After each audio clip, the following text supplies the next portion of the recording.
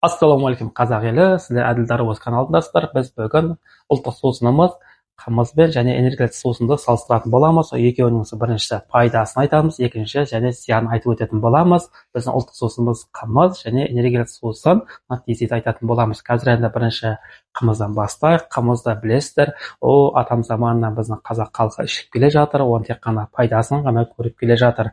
Біріншіден мысалға қымыздың пайдасын айтатын болатын болсақ, қазіргі кезде туберкулез ауруына өте ем, және де сіздің тәбетіңізді ашады, және де қымыз ішетін болса қарныңыз ашпайды, тамақты тез қорытуға көмектеседі. Асқазанға, мысалға қан, жүрек, тамыр ауруларына өте пайдалы қымыздың. Тек пайдасын айтатын болатын болсақ, енді бұның құрамына келетін болсақ, мына қымызымыз осында бөтелкеге құйылып, қазіргі заманауи шығып жатыр. Бұнда мысалы бал қосылған қымыз, өте дәмі керемет, қатты қышқылдығы білінбейді, балдың да дәмі әдемі шығып тұрады. Бұның құрамында жаңа бие сүті бар, балымыз бар, ақуыздар бар, өте пайдалы. Ішіңіздер, көріңіздер. Ал бисмиллахир-рахманир-рахим, біз ішіп көрейік қымызымызды.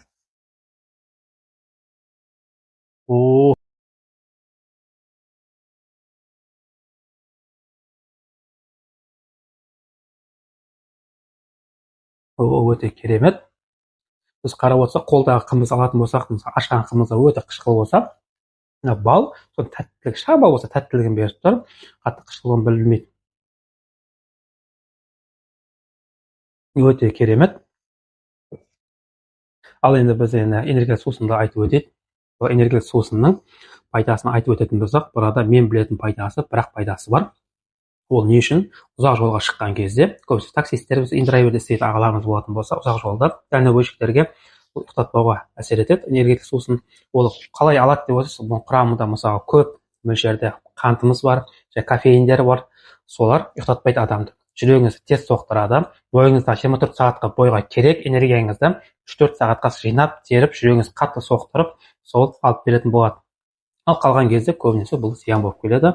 Қазіргі осы жастарымыз көбісі әуес болып отыр, горилламыз бар, осы дезиміз бар, күніне мысалға біреулер біреу ішетін болса, кейбіреулер 3, 4, 5 күн ішіп тастайды деген кәдімгі біздің кола, пепси сияқты ішетін болып жатыр. Ол өте денсаулыққа зиян.